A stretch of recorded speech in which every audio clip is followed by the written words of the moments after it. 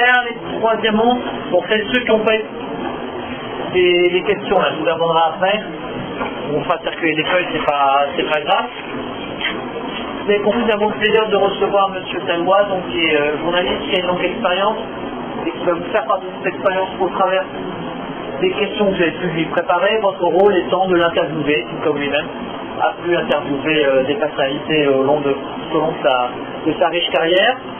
Tout à l'heure, vous en rappelez, on a préparé une liste de questions regroupées autour de 3 thèmes: son métier, l'éthique de son métier, et enfin, on a choisi en dernier temps d'aborder d'autres sujets. Donc, je pense qu'il est bien que sans plus attendre, on commence par se poser les questions, et ça va se faire facilement, puisqu'on a aussi réparti la parole entre les différents interlocuteurs. Amanda, s'il te plaît.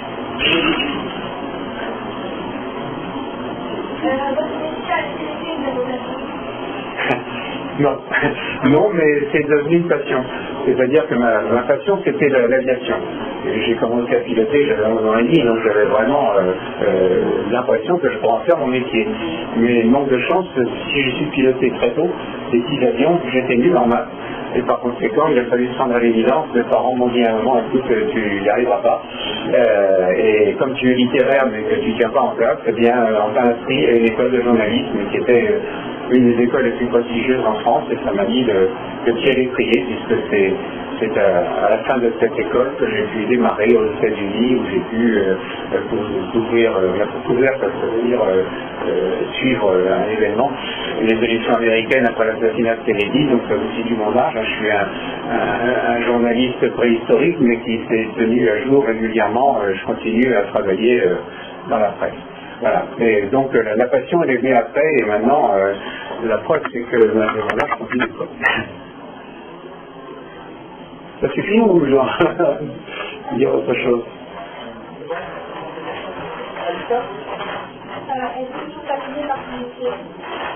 Oui, j'ai un peu répondu. Hein. C'est-à-dire que c'est un métier qui a plein d'avantages. On fait des choses qui sortent de l'ordinaire. Des tas de gens ne peuvent pas pratiquer. Bon, un petit exemple, j'ai fait une vingtaine de reportages de longue durée pour TF1, le magazine Reportage, et le dernier que j'ai fait, qui m'a valu d'ailleurs le prix du Prince au festival de télévision, c'était la protection de la Méditerranée, mais d'une façon concrète. C'est-à-dire, ça avait des gens qui ramassent les déchets sur les plages, jusqu'à l'équipage des douanes qui surveillent la mer pour voir qu'il n'y a pas des bateaux qui dégagent, et nettoyer les cuves tranquillement dans la mer, sans s'occuper de savoir où ça va aller. Et donc j'ai eu la possibilité d'aller avec ces avions qui nous font faire des choses que je n'aurais même pas pu faire en tant que pilote privé. C'est-à-dire qu'on commençait par repérer les nappes d'huile qui se trouvaient sur la mer, et puis après on descendait au ras des vagues, donc à 2,50 m à peu près de l'eau, pour repérer et noter le nom du bateau pour pouvoir après le récupérer et le mettre à l'amende. Donc ça c'est des choses qu'on n'a pas l'occasion de faire. Je suis allé en hélicoptère en montagne, dans les parois où le bout des rotors se trouvait comme d'ici. Bon, j'ai aussi rencontré des gens qu'on ne peut pas voir tous les jours et avec lesquels on peut avoir des conversations personnelles. Alors, je sais bien que c'est moins de votre âge. Enfin, il y a eu Brigitte Bardot, il y a eu les Beatles, on parlera tout à l'heure.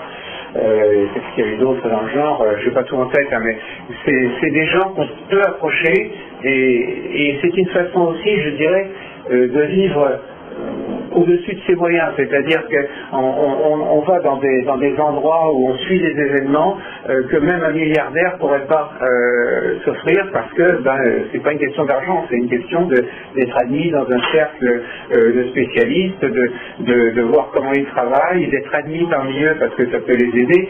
Un petit exemple, j'ai eu l'occasion de sympathiser avec les premiers spationautes français, Patrick Baudry et Chrétien. Et à un moment, Patrick Baudry m'a dit, dis donc, il faut que tu parles de ce qu'on fait, hein, parce que on a besoin de toi pour qu'on ait un programme spatial qui soit intéressant. Je dis, mais attends, moi je m'adresse au grand public, je ne m'adresse pas à des décideurs, je ne m'adresse pas à des politiques. Il dit oui, mais si tu as beaucoup de téléspectateurs qui ont envie de voir la France participer à la conquête spatiale, etc., eh bien, les politiques, eux, dès le moment où il y a beaucoup de monde qui suit un projet, eh bien, ils s'y mettent à leur tour. Donc, on a en même temps un rôle, on ne va pas aborder tous les sujets maintenant, mais quelquefois, on parle de notre métier en disant que c'est le quatrième pouvoir ou bien un autre pouvoir. Et c'est vrai qu'on a la possibilité d'attirer l'attention. Vous avez pu voir peut-être que vous ne passionnez pas pour la finance, mais enfin, on a vu qu'il y avait récemment des journalistes qui avaient dénoncé des placements qui n'étaient pas très normaux à Panama, qui est un endroit où il n'y a pas de contrôle fiscal, où il n'y a pas tout ça. Et ça a permis de déboucher sur certaines choses. Il y a des choses qui sont dénoncées en matière d'environnement, de pollution, et on peut avoir notre rôle. Ça fait partie également de notre métier, de mission de respecter l'éthique et de vérifier quand on accuse, quand on dénonce quelque chose, il faut évidemment que ça repose sur des choses importantes qui sont vérifiées. Donc oui, ça entretient la passion parce qu'on n'est pas seulement des témoins, on est en même temps un petit peu acteur, mais ça demande une certaine rigueur en même temps.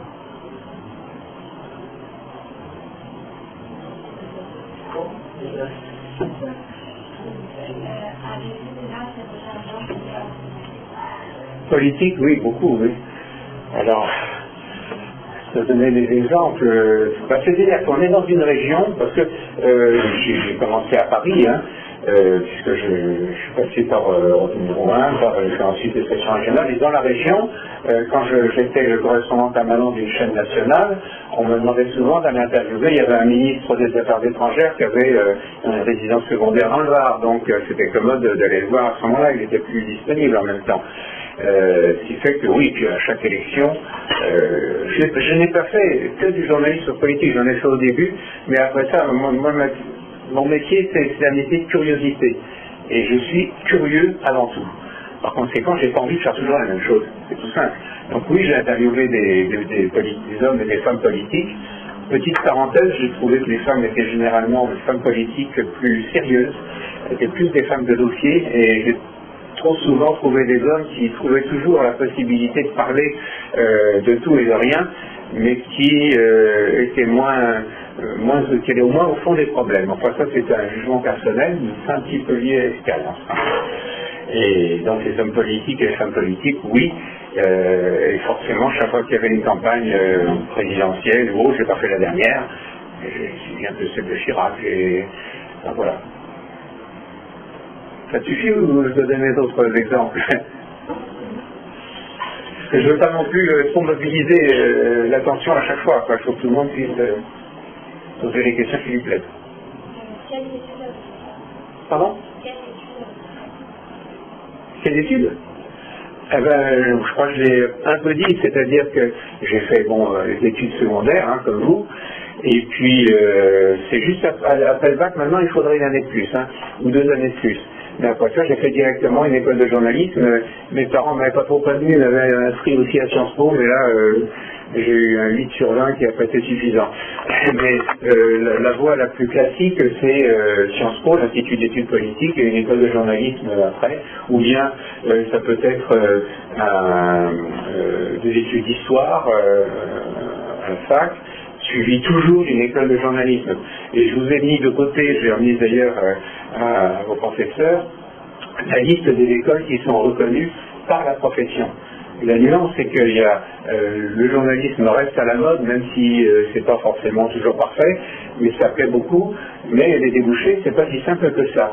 Et il y a certes des établissements qui sont agréés par l'État, notamment l'école de Nice, mais pas par la profession. C'est effectivement le cas aussi de l'école de Nice. Et donc, il faut une école qui prépare vraiment à travailler et qui a un réseau en même temps pour nous mettre, disons, ce qu'on appelle le pied à l'étrier. Petit exemple, il ne faut pas que tout le monde fasse la même chose. Il y a une école à Cannes, c'est moins importante que celle de Nice, mais ils ont choisi un créneau qui est très porteur en ce moment, c'est la Méditerranée et les pays arabes. Et quand on rentre dans cette école, on doit apprendre l'arabe. On ne vous demande pas de l'apprendre pour le concours. Vous pouvez arriver, vous n'en avez jamais fait de votre vie, mais vous allez l'apprendre et effectivement, ça donnait des débouchés très vite, puisqu'il y a une jeune fille qui a fait un reportage extraordinaire sur la Syrie, qui a été diffusé un peu partout, et ça n'aurait pas été la même chose si elle était allée dans le Liban, ou c'est un truc dans la région, quoi. Et donc il y a une liste, il y a 14 écoles agréées par la profession, et c'est vérifié Oui, la liste est là. On peut la trouver d'ailleurs sur le site de la commission de la carte d'identité des journalistes professionnels, car on ne s'improvise pas journaliste, il y a une formation et on vous suit. Et chaque année, vous devez trouver que vous avez fait un travail journalistique et cette commission de la carte vous enregistre et vous redonne ou pas l'agrément pour l'année suivante. C'est la carte de presse. La carte de presse, voilà, c'est une carte. À Monaco, il n'y a pas de carte de presse, mais j'appartiens à l'Union de la presse francophone à Monaco et nous délivrons, mais en vérifiant bien que ça correspond à un métier, nous délivrons une carte avec la mention presse. Sinon, la carte de presse, elle est assez reconnaissable. Enfin, et l'avantage, elle n'est pas très encombrante et elle est acceptée partout, même dans les aéroports. Ça permet de passer à peu près dans tous les endroits. Donc la formation, c'est ça. Bien sûr, il y a l'expérience, ça prend l'expérience, on a intérêt à choisir. Moi j'ai eu la chance, à la fin de mon école, de passer un concours qui nous mettait en compétition avec des élèves d'autres écoles. Il se trouve que j'ai remporté le concours, ça m'a permis, c'est extraordinaire, on m'a dit, bon tiens, vous choisissez, voilà, une map monde, vous me dites où vous voulez aller, pendant 3 mois, vous serez à nos frais, vous apprenez à exercer votre métier. Alors, en premier temps, je dit tiens, le Japon, parce que je ne sais pas, c'est le plus loin possible, j'y retournerai pas si tôt, et puis un grand reporter qui se trouvait à Europe 1, il m'a dit, alors c'est pas ça, les Français ne s'intéressent pas assez au Japon, tu vas aller aux États-Unis, on a assassiné Kennedy en novembre dernier, ça vous situe mon âge, et donc je suis allé à la convention du Parti démocrate à Salt Lake City, qui allait désigner le candidat du Parti démocrate, le successeur de Kennedy, un certain Johnson. Et à ce moment-là, ça a été tout un entraînement et ça m'a mis pied à l'étrier parce qu'en même temps, avant la convention du Parti démocrate, il y avait les Beatles qui faisaient leur première grande tournée après leur film et ça m'a permis de les rencontrer, de faire une interview, je vous ferai entendre plus tard. Qu'est-ce que ce métier vous a apporté? Il a satisfait ma curiosité. Il m'a permis, moi j'aime bien les rencontres, donc il m'a permis de rencontrer des gens, aussi bien pour une interview en vitesse à la sortie d'un conseil des ministres ou à la sortie d'un commissariat selon ça, parce qu'on trouve de tout. Hein. Donc cette curiosité a été satisfaite, ça m'a permis de connaître des domaines que je ne connaissais pas du tout. Moi, je n'ai pas jamais voulu me spécialiser. Une période de ma vie, on m'a demandé, parce qu'il y avait un besoin de m'occuper de l'agriculture à Europe 1, je l'ai fait, et puis finalement j'ai trouvé des choses intéressantes dans ce domaine, mais je n'aurais pas fait toute ma vie. Un peu plus tard, ce qui m'a plus intéressé, c'est le reportage de longue durée, c'est-à-dire ce que j'ai pu faire pour le magazine reportage de TF1, on passe au minimum 15 jours, 3 semaines avec les mêmes personnes. Je sais pas, par exemple, je parlais des choses qui permettent de vivre ce qu'on ne peut pas vivre avec la plus grosse fortune qui existe. J'ai suivi les pompiers du Var pendant plus d'1 mois sur des trucs assez chauds, c'est plein de dire. Et ça m'a laissé une plaisir extraordinaire, à la fois de contact avec les gens, de voir comment ça se passait, et des choses que je n'aurais même pas osé moi-même faire. Il y avait un feu de forêt à un moment, et des flammes qui montaient à 5, 6, 7 mètres de haut, et je suivais les pompiers, ce qu'on appelle les premières lances, qui combattaient ce feu. Et je me suis aperçu qu'ils faisaient leur travail d'une façon très sérieuse, et je me suis approché par à côté d'eux, je n'avais pas la tenue pour ça, mais environ 10 mètres, 10-15 mètres, et j'ai vu qu'ils maîtrisaient drôlement bien la question. C'était un des événements importants, puis ça m'a aussi permis de faire pour les garçons, j'ai pu piloter une Ferrari, une Alpine, des choses comme ça, quoi. Mais on a des choses qu'on n'a pas d'occasion de faire tous les jours. Avez-vous déjà fait un reportage dans une zone de guerre? Non. Non, dans des zones quelquefois un petit peu difficiles, mais en zone urbaine. En zone de guerre, non.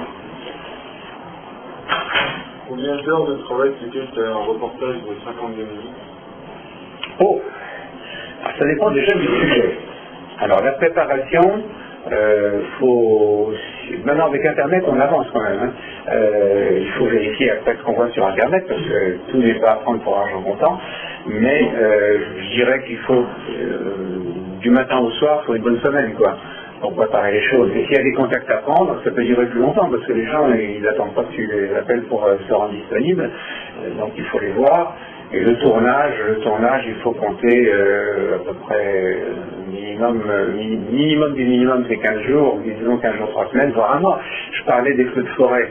Bon, les feux de forêt, c'est pas pour un 52, c'est pour un 26 minutes. Bah oui, mais j'allais pas foutre le feu pour dire, je vais faire un reportage sur le livre.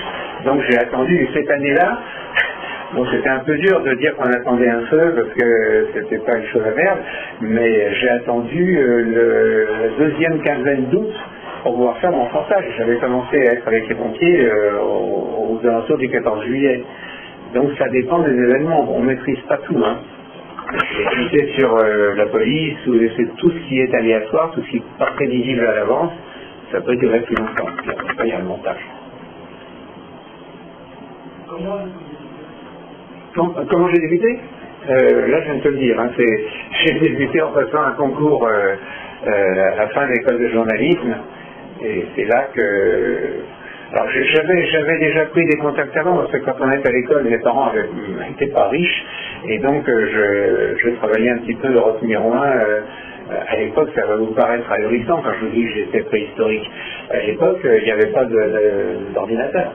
Donc on recevait par ce qu'on appelait des téléx, les informations qui arrivaient sur des rouleaux. Je découpais au fur et à mesure les informations qui arrivaient, je les portais aux différents services d'Europe numéro 1, services politiques, services étrangers, les flashs, etc. Et donc ça m'a permis déjà de prendre contact avec des gens d'expérience et de voir comment ils travaillaient, comment ça se passait, et de voir quelles étaient les exigences du métier. Parmi les exigences du métier, il y a aussi tout simplement de maîtriser parfaitement la langue française, enfin, si on s'exprime en français. Donc ce sont des choses, il y a deux choses, il y a la théorie et la pratique. Et la théorie, c'est ce qu'on a appris à l'école de journalisme avec des gens qui avaient eu des responsabilités ou qui en avaient encore. Hein. On avait un rédacteur en chef d'un grand journal qui traitait essentiellement toutes les affaires policières. On a appris directement les choses avec lui, et après on a été lâché par la nature. Donc il y a eu une part de chance, donc ce concours, et le fait de démarrer, je n'aurais pas comme tout jeune journaliste, j'aurais sûrement pas été envoyé aux États-Unis. Hein. Mais après ça, dans ce métier, il y a une part de chance et une part d'opportunité. Je vous ai parlé des Beatles, je vous en reparlerai, mais une autre fois, j'étais au meeting du Bourget parce que je restais passionné d'aviation. Et à ce moment-là, il y a eu un accident terrible. Il y a un avion qui s'est abattu sur le parking où j'avais mis ma voiture d'ailleurs. Et ça m'a appris, alors que j'étais encore jeune journaliste, comment faire les choses dans le vif du sujet et comment le transmettre dans les délais les plus rapides, etc. Et même chose, à l'époque, il n'y avait pas les iPhones, il n'y avait pas tout ça. Ah, pardon, je t'ai dit oui, pardon.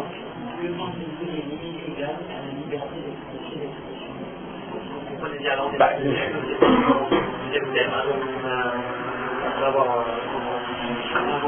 d'avoir essayé par parler de votre métier, on voudrait aborder avec vous le sujet qui est lié à l'éthique. Donc, on prépare une question par rapport à celle-là. Nous avons préparé une question par rapport à la question de l'éthique. Tu peux répéter ce que tu disais? Les limites légales. Ouais. Que pensez-vous?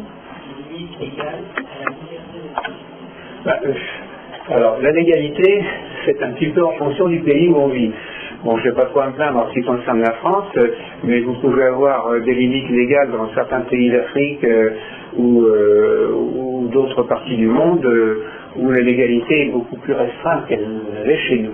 Alors, d'une façon générale, je trouve que c'est bien établi chez nous, c'est-à-dire qu'en gros, hein, ça reprend un principe qui est que la liberté de chacun s'arrête où commence celle de l'autre. En d'autres termes, que l'on interdise de filmer, d'interviewer, de photographier quelqu'un de son insu, c'est tout à fait normal. On n'a pas à être gêné dans sa vie privée, ni à se voir étaler tout dans les journaux, dans la presse, de façon générale, la télé, la radio.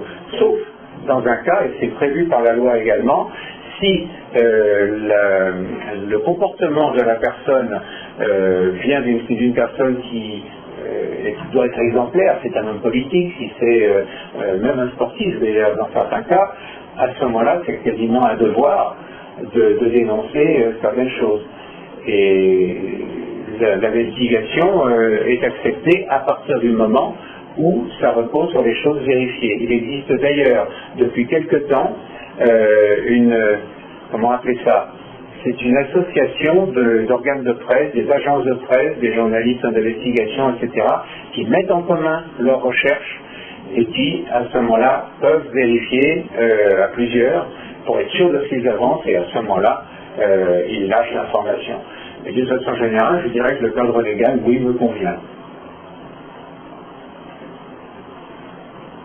Avez-vous déjà ressenti un malaise pendant la dernière? Tout dépend de quel type de malaise. Il y a le malaise de base quand... Oui, non, j'avais bien compris comme ça. Oui, il y a plusieurs cas. Hein. Il y a celui ou celle que tu vas interviewer et puis dont tu vois visiblement qu'on veut te mener en bateau et qu'on te raconte des histoires. Donc il faut pouvoir remettre la personne à sa place. Il y a la gêne aussi si la personne attaque quelqu'un d'autre d'une façon désagréable. Ça peut être une gêne si la personne défend une position qui n'est pas très éthique, justement, qui concerne, on a parlé de racisme pendant un certain temps, il n'y a pas que ça, mais enfin ça fait partie des exemples aussi. Quelqu'un qui va mépriser les gens qui n'ont pas de moyens, qui va se moquer de ceux qui manquent d'éducation, ou des choses comme ça. Moi, d'une façon générale, ce qui met mal à l'aise, c'est les gens qui s'en prennent à d'autres catégories de personnes et qui profitent d'une interview pour essayer de passer leur message sans vérification. Alors c'est à nous de reprendre à ce moment-là, quand vous dites vous allez un peu loin là-dessus, que vous pensez vraiment de ce que vous dites, etc. Enfin, il y a toutes sortes de façons de recadrer un petit peu les gens. Avez-vous déjà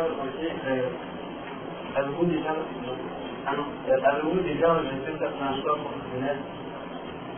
Ah oui, alors là, je n'ai pas d'exemple précis, mais des choix professionnels que j'aurais fait. Des choix personnels, des choix de la radio ou de la télévision.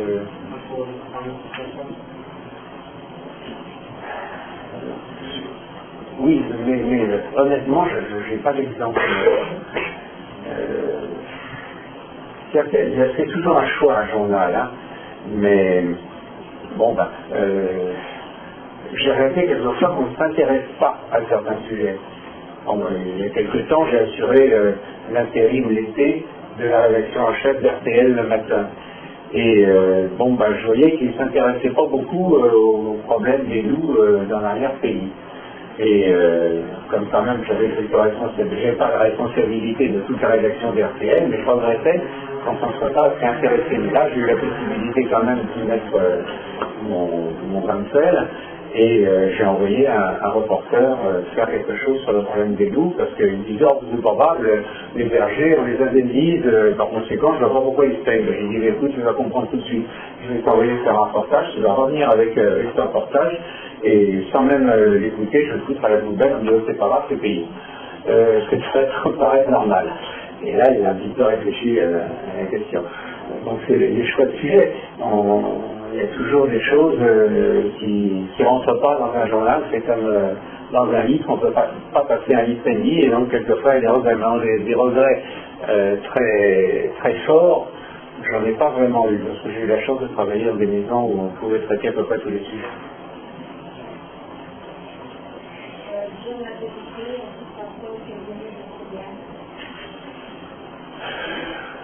Problème, ça dépend de sa propre personnalité. Donc personnellement, je confirme plus fort que d'autres, mais je ne me suis jamais trop occupé de ce qu'on pouvait me... Alors c'est vrai que quand on est tout jeune journaliste, on fait un peu attention, on se dit ça va pas plaire, est-ce que je le fais quand même, etc. Mais ça répète la question exactement? Oui. Oui, quelquefois ça peut poser des problèmes parce que quand on dit la vérité à quelqu'un qui a quelque chose à se reprocher et qu'on dénonce ce qu'elle aurait dû faire ou ce qu'elle n'a pas fait ou ce qu'elle fait et qui n'est pas bien, c'est sûr qu'on ne fait pas les amis. Bon, ça n'a jamais été dramatique pour moi. C'est vrai que c'était pas tellement au moment de la diffusion, mais au moment de la préparation. J'ai voulu faire un reportage sur l'exercice de la justice alors que j'étais à Lyon. Et je voulais avoir à la fois des juges, des avocats, etc. Et il y a quelques-uns qui ne s'appaisaient pas, j'ai eu des menaces, effectivement. Donc je faisais attention en voiture, voir si on me suivait ou pas. Mais ça n'a jamais été gravissime. Simplement, il faut savoir, effectivement, ça ne fait pas. Mais quand on dit vraiment les choses comme elles sont, puis c'est rare qu'on soit tout seul à faire quelque chose. Donc, ceux qui sont à qui on déplaît, il y en a d'autres qui peuvent être concernés, et à ce moment-là, ils font attention. D'autant plus que maintenant, grâce aux réseaux sociaux, on peut en penser ce qu'on veut, et il n'y a pas que le meilleur dans les réseaux sociaux, mais si on est menacé d'une façon ou d'une autre parce qu'on a dit la vérité, on peut le faire passer, et à ce moment-là, les gens ils font marche arrière, parce qu'ils s'aperçoivent que très vite, ça prend une ampleur extraordinaire. Et même, bon, ça ne m'est pas arrivé, mais un journaliste qui avait un problème avec son propre patron sur un sujet que le patron en question n'a pas envie de diffuser, à ce moment-là, on peut le glisser à un autre organe de presse sans dire d'où ça vient, et ça passera quand même. Et le patron, il le sait, ça, maintenant.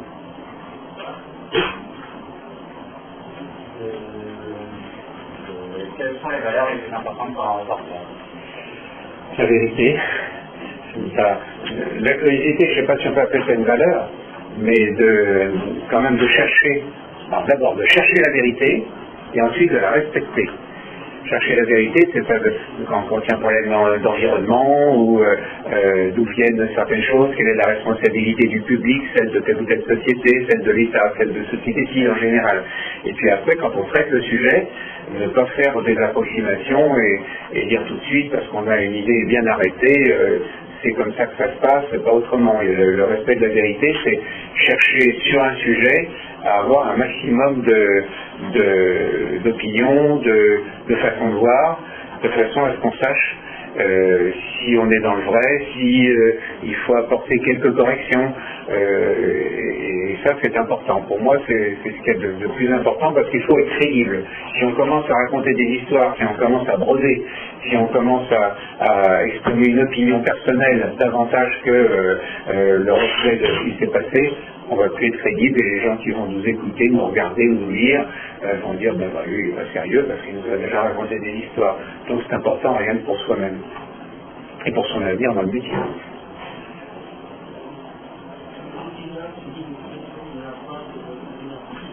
Enfin, je t'ai pas entendu là.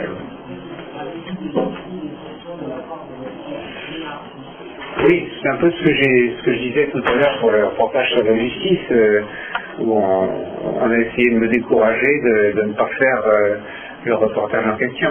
Ça peut arriver dans pas mal de domaines. Si on seulement ça joue beaucoup sur l'environnement, il y a des journalistes qui subissent des pressions, oui, de la part de groupes à qui ça peut poser des problèmes. Alors, je ne veux pas rentrer dans le débat parce que c'est jamais tout blanc ou tout noir, hein. Il y a toujours différentes choses dans un sujet. Par rapport enfin, je sais pas.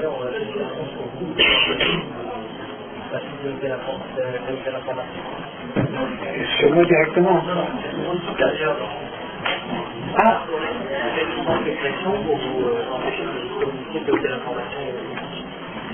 Bon, par chance, ça m'est pas arrivé, ça.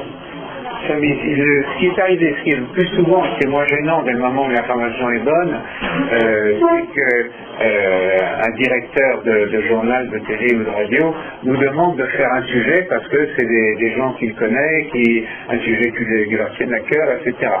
Ça, oui, c'est arrivé plus souvent. Mais m'interdire un sujet, j'ai pas vraiment de souvenir précis. C'est arrivé, hein. C'est arrivé il n'y a pas très longtemps avec le groupe Bolloré sur certaines choses qui se passaient en Afrique, notamment l'accident de chemin de fer. Et il y a eu et ceux du groupe, et il y a eu une grève il n'y a pas très longtemps sur les infos de Canal+. Et ça d'ailleurs, je créé pas mal de changements. Il y en a qui ont quitté la télé, il y en a qui sont allés ailleurs, hein, et d'autres après qui ont pris le relais, mais ça donnait un coup d'arrêt, mais ça prouve aussi qu'on peut quand même faire quelque chose. Et c'est vrai, oui, ça arrive.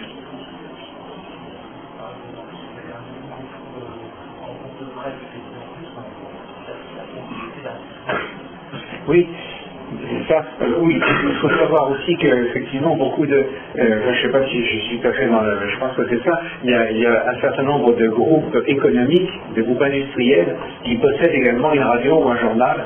Et dans ces cas-là, bon, bah, c'est sûr que si on s'attaque à quelque chose qui appartient au directeur du journal ou du média en général, ça ne va pas lui plaire énormément, donc il risque de faire en sorte de...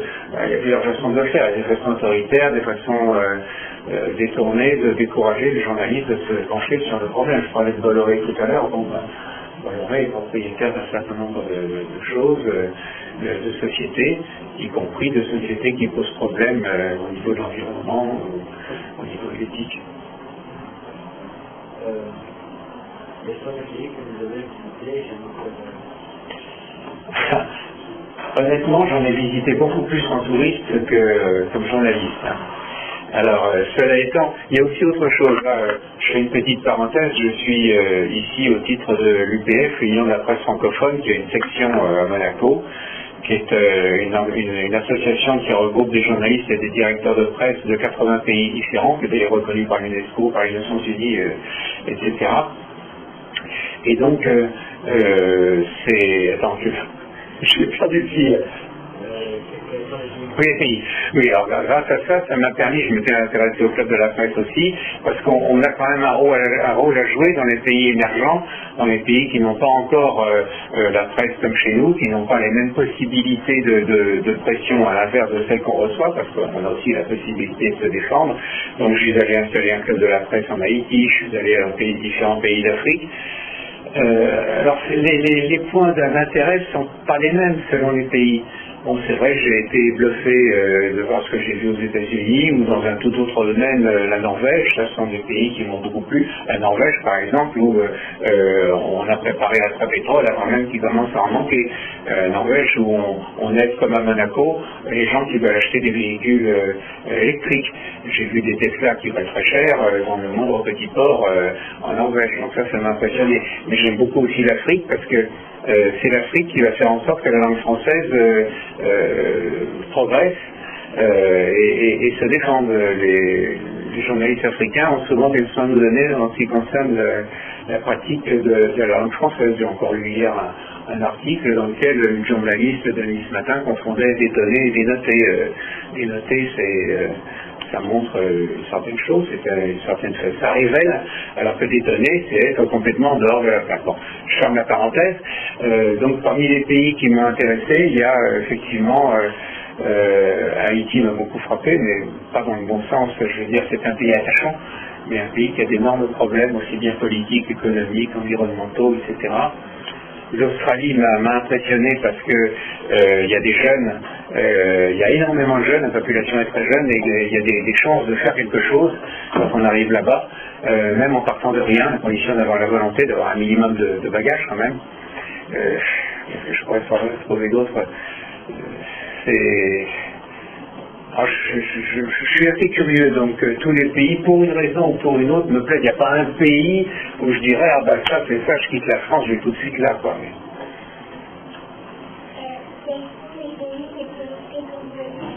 Et plus risqué. Oh, Haïti. Haïti parce que à l'époque où j'y suis allé, mais ça n'a pas tellement changé, un peu quand même, les gangs étaient les patrons dans certains, ça malheureusement un petit peu en France dans certains endroits, mais c'est beaucoup plus réduit. Quand je suis allé à Haïti, le ministère des Affaires étrangères m'avait dit non, c'est trop dangereux, on ne peut pas vous garantir quoi que ce soit. J'ai dit, vous ne faites rien, j'ai déjà pris mon billet d'avion et je vais installer un club de la presse là-bas, il faut que j'y aille. Et c'était au mois de juillet, quand j'ai fait ma demande de visa et tout, et il y avait déjà 250 personnes qui avaient été enlevées depuis le début de l'année. Et quand on est parti en Haïti, à un moment, on a voulu nous montrer un endroit qui était un peu en dehors de Port-au-Prince, et comme on a tardé un petit peu, le chauffeur du car a dit, moi je ne rentre pas, hein, il est trop tard, il fait nuit. Si j'arrive à vous déposer, moi je suis pas sûr de rentrer chez moi parce que je vais passer dans des quartiers difficiles. Il y a un pays que je ne connais pas, mais qui est le pire pays pour les journalistes actuellement, c'est le Mexique. Pas toute la région du Mexique, pas Cancun où se trouvent les plages, etc. Mais il y a énormément de gangs et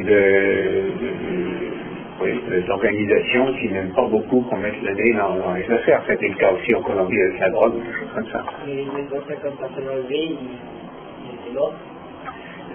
Au moment où on les a enlevés, c'est-à-dire qu'il y en a il y en a qui sont restés, mais surtout en général, ils finissaient par payer des rançons assez importantes. C'est ça le but. C'était même pas comme maintenant avec Al-Qaïda, avec les islamistes d'une façon générale.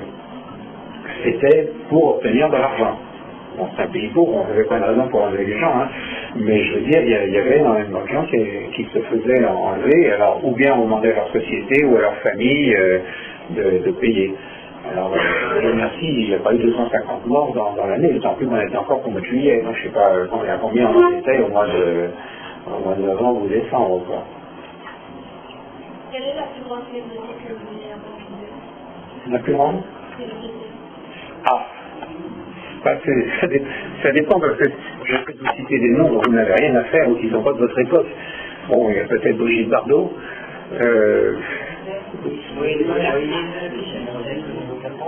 Les... Ah oui. Bon, c'est-à-dire que ça dépend les célébrités m'intéressent pour ce qu'elles sont, pas seulement pour ce qu'elles font en se donnant un spectacle, disons, mais pour la façon dont elles vivent. Et Brigitte Bardot, c'est peut-être celle qui m'a le plus frappé parce que je l'ai interviewée alors qu'elle était plus une star. Elle s'occupait beaucoup comme maintenant, des animaux. Et à l'époque, j'avais proposé à ma chaîne de faire quelque chose. Elle avait invité toute la presse à venir parce qu'elle avait trouvé un refuge d'animaux où les animaux étaient très maltraités. Elle avait récupéré tous les animaux et cherchait à les placer. Donc, j'avais dit à la rédaction en chef, je ferais bien un truc roman si tu tiens. Bon, allez, vas-y. Puis en cours de route, ils m'ont appelé en disant, il y a un film qui passe ce soir qui s'appelle L'ours et la poupée à la télé. Elle a donné une interview à Libération. Essaye d'avoir une interview d'elle. C'est un peu mission impossible. Elle n'avait pas donné d'interview depuis 10 ans. Elle ne voulait pas parler du métier. Et j'y suis allé. Et c'était chez une de ses amies à Cogolin. Et puis, je me dis, je vais quand même essayer, quoi. Et il y a un copain de France 2 qui me dit, dis donc, ça t'ennuie pas que je passe avant toi parce que je suis un peu en retard, j'ai besoin de rentrer vite, etc. J'ai laissé passer tout le monde, je suis resté en dernier.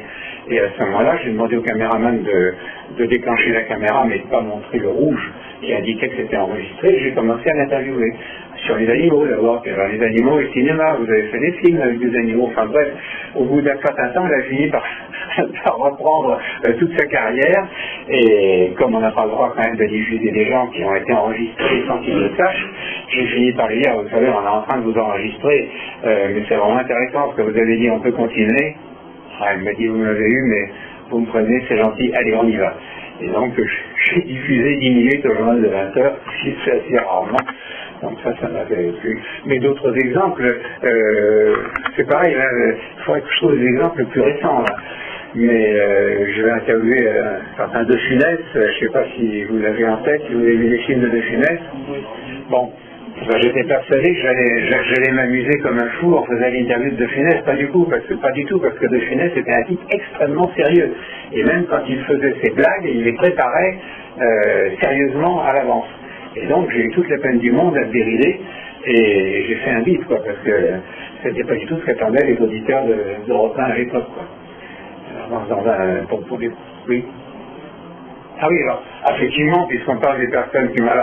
je vais vous... Alors, je ne sais pas si je dis à l'avance qui c'est ou pas. On va nous faire écouter, et puis après ça, vous me direz si vous avez remarqué quelque chose, et il y aura une illustration de ce que le métier demande à faire.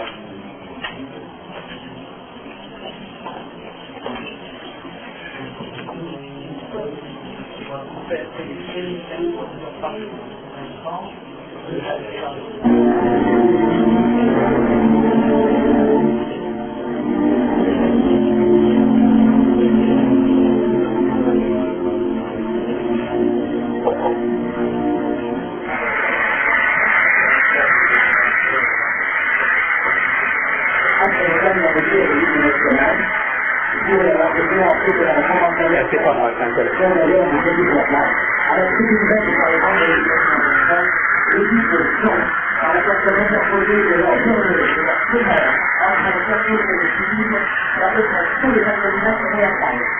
Mais le 48 femmes ont été jusqu'à 20 $ la place pour assister à cette première à agent de suivi, et il semble, lorsqu'on laisse en côté les déclarations, qu'il n'est vraiment pas été aussi. Quand la salle continue de s'expliquer, alors que les vidéos sont déjà sorties depuis un petit moment, nous accompagnons les vidéos de l'horloge, on pourra se restituer dans quelques instants, ils vont répondre aux questions de Philippe Savoie. Paul, est-ce que vous présentez de nouvelles chansons aux États-Unis? Non, seulement de chansons de notre film. Quand pensez-vous retourner en France? Nous ne savons pas pour le moment. Georges, vous préférez les filles françaises ou les filles américaines? Super la fille, pour moi. Ringo, est-ce que vous voudriez revenir en France? Ah, oui, oui, oui. Salut les copains, c'est John. Salut les copains, ici c'est Paul McCartney. Salut les copains, ici George. Salut les copains, ici Ringo. Salut les copains, salut les copains, salut les copains, salut les copains, Alors ça illustre pas mal de choses. C'est-à-dire que il faut jamais se décourager à l'avance, parce que j'avais pas du tout pris rendez-vous avec les Beatles. Je me suis trouvé dans les coulisses, je m'étais débrouillé pour être là au moment où ils revenaient d'avoir quitté la salle. Je savais déjà pas s'ils voudraient, j'aurais pu me décourager, je me suis dit non, quand même, on va y aller. Et puis après ça, j'ai fait une interview, vous avez remarqué, c'est pas très intellectuel, hein, je n'ai pas posé des questions extraordinaires, je les ai posées en anglais. Et puis, après ça, j'ai demandé un peu de McCartney, entre parenthèses, l'accent, c'est Paul McCartney, dans son accent à lui. J'ai dit, est-ce que vous pratiquez la phonétique? Moi, j'avais fait de la phonétique, et ils ont dit oui, tous les quatre. Alors, la phonétique, pour ceux qui... Vous savez ce que c'est que la phonétique, non? Bon. Alors, c'est un langage où ça permet de connaître les sons. Un O, ça va s'écrire avec un O très ouvert. Ça permet de tout restituer dans un langage que tout le monde peut lire. Et comme il m'avait dit qu'ils pratiquaient ça, je leur ai écrit en phonétique leur réponse traduite en français, et c'est comme ça que j'ai eu la seule interview, je pense qu'on n'a jamais eu des Beatles en français qui parlent. Je crois qu'ils parlent toujours pas en mot français d'ailleurs. Les stars mondiales de l'époque ont même comme une particularité d'être relativement simple d'approche. Oui. Enfin, c'est-à-dire qu'il y a toujours des barrières pour les approcher, mais une fois qu'on les a, oui. Peut-être que vous pourriez expliquer à ces gens l'allusion à Salut les copains, parce que je ne pense pas que je Oui, parce qu'il faut savoir qu'il y avait une émission dans la radio dans laquelle je travaillais qui s'appelait Salut les copains, qui était destinée à des jeunes de votre âge, en gros. Et à ma grande surprise, que les Beatles connaissaient cette émission, et ils m'ont fait la surprise de faire ce one, two, three, salut les copains, sans que je leur ai demandé. Bon, tout ça pour dire que dans le métier, il faut de la persévérance, donc il fallait faire ça, de l'imagination, de la chance, parce que je ne pouvais pas imaginer qu'ils pratiquaient tous les quatre la phonétique, et puis chance aussi qu'ils soient pris au jeu et qu'ils aient fait leur petite improvisation finale avec le salut les copains à ce moment-là. C'est vraiment l'émission de l'époque, l'émission pour les jeunes. Voilà. Il y a eu un journal qui s'appelait SLC, Salut les copains, enfin...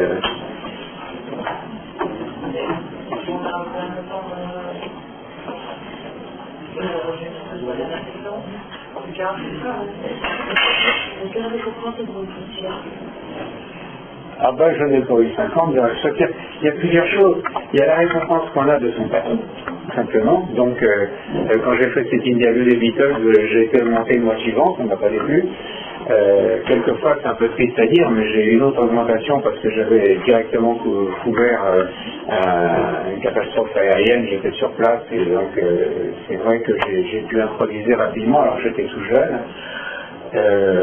Mais j'ai été très fier d'avoir le prix du Prince à Monaco, ça s'appelle le prix Régnier 3, je crois, du meilleur reportage consacré à l'environnement, et ça m'a été remis au festival de télévision de Monte-Carlo. Soit dit par parenthèse, vous avez un prince qui est assez, pas là pour faire l'apologie du prince, mais j'aime bien déjà ce qu'il fait pour l'environnement. Et en plus, quand il m'a remis le prix, il s'est excusé parce qu'on avait écorché le titre de mon reportage. Ça s'appelle Les nettoyeurs de la mer, et on a trouvé un autre nom, je ne sais pas quoi, les balayeurs de la mer, un peu de ce genre-là. Et avant de me remettre le prix, mais écoutez, excusez-moi, mais vraiment, on n'a pas deviné et je ne pouvais pas savoir. Ça montre qu'il y a une certaine simplicité et ça m'a vraiment fait plaisir parce que d'une part d'être distingué, ça me plaisait bien, et le contact avec le prince, voilà.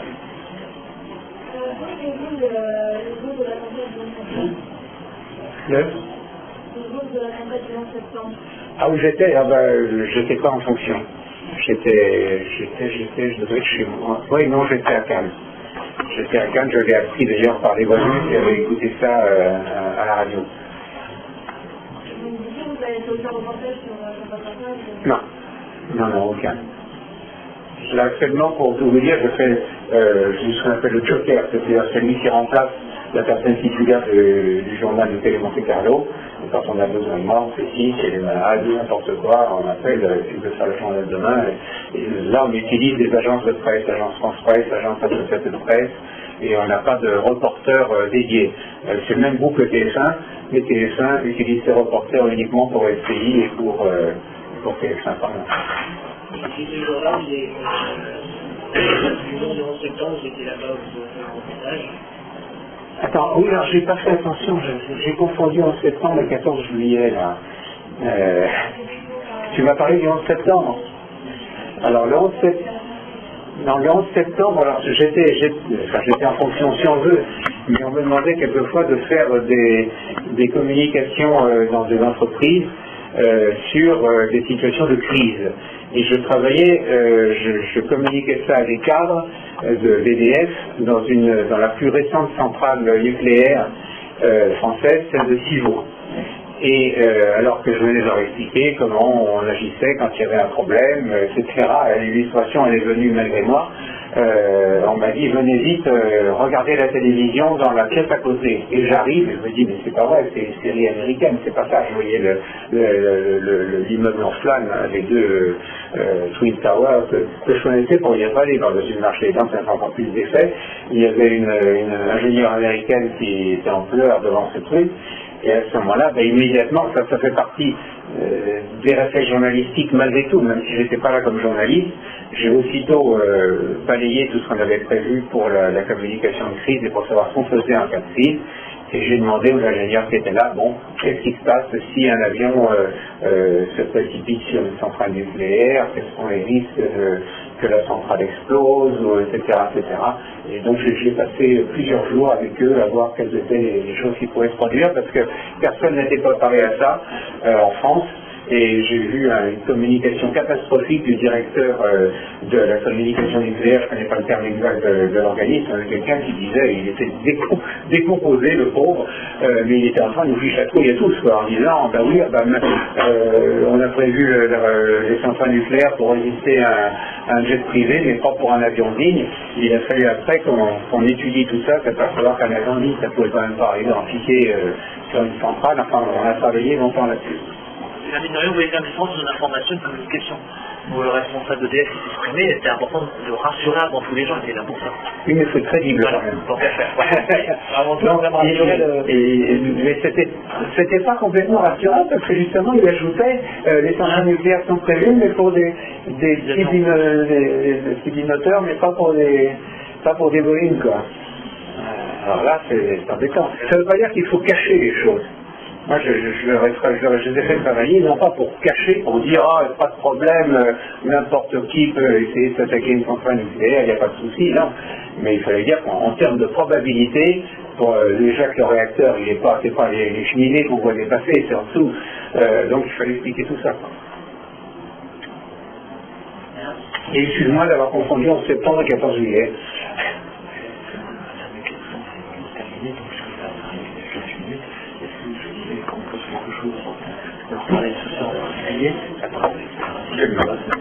Alors, pour conclure, déjà, j'ai laissé ici une liste des écoles de journalisme pour ceux qui s'y intéressent. et qui sont accessibles à tout le monde, parce que les écoles privées, souvent, ça va chercher 5-6 000 euros par an, donc ça vous avez ici. Et des écoles qui donnent des débouchés. Et puis là, il y a aussi autre chose, vous êtes sûrement des adeptes des réseaux sociaux, vous devez recevoir des newsletters, vous recevez des messages, vous recevez plein de choses, et je ne sais pas si vous en êtes aperçu, mais il ne faut pas toujours croire immédiatement tout ce qu'on voit sur les réseaux sociaux. Moi, j'ai déjà vu pas mal de gens qu'on avait fait mourir et qui réapparaissaient dans la nature quelques jours après. Alors, il y a les médias français qui sont intéressés, et il y a un groupe de presse qui s'est mis en réseau pour détecter les fausses nouvelles, ça s'appelle les fakes, et qui donc communiquent entre elles pour voir si telle information qui a été lâchée dans la nature par quelqu'un qui avait intérêt à ce que ça se sache, si c'était vrai, ça reposait sur quelque chose ou pas. Alors on fait cross-check, cross c'est R-O-2-S, check comme vérifier ou enregistrer, C-H-E-C-K, et ça a été créé par pas mal d'organismes, hein. Il y a France Média Monde, il y a France Télévisions, Double Voice, l'AFP, alors France Presse, hein. Libération, La Provence, Les Échos, La Voix du Nord, Le Monde, et Nice Matin, entre autres, il y en a d'autres. Donc c'est intéressant quand vous avez une nouvelle, vous dites ah c'est quand même assez extraordinaire, mais ça, ce que je vois si c'est sérieux, si c'est bien quelque chose à vérifier. À ce moment-là, vous allez sur CrossCheck et ça vous dit, vous affichez l'information. Ah bah oui, parfait. On s'adapte donc. Ça, là c'est un respect journalistique, hein. Carrément d'avoir immédiatement.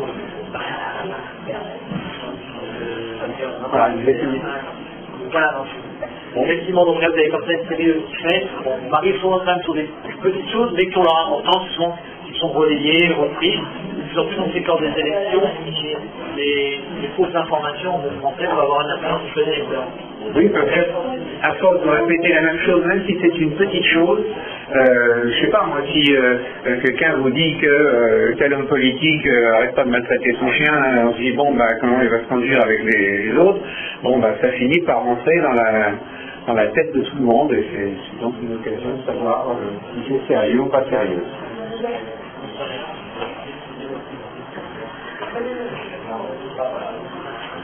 Merci pour votre attention et votre participation.